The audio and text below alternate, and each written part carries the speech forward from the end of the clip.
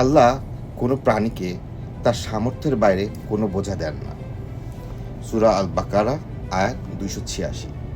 আজকের এই দুনিয়ায় আমরা প্রায় ভাবি সব চাপ, সব দায়িত্ব, সব কষ্ট যেন শুধু আমার ঘাড়ে। কিন্তু এই আয়াত তোমায় বলে, না, তুমি একা নও।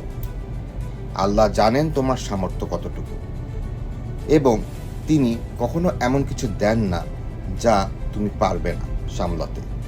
তুমি যদি পড়াশোনার চাপ, পারিবারিক চাপ, সম্পর্ক বা অর্থনৈতিক সংগ্রামে ডুবে থাকো, জেনে রেখো তুমি পারবে।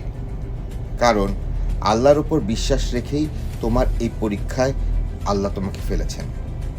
তাই এই আয়াত আমাদেরকে শেখায় আত্মবিশ্বাস, ধৈর্য এবং কৃতজ্ঞতা।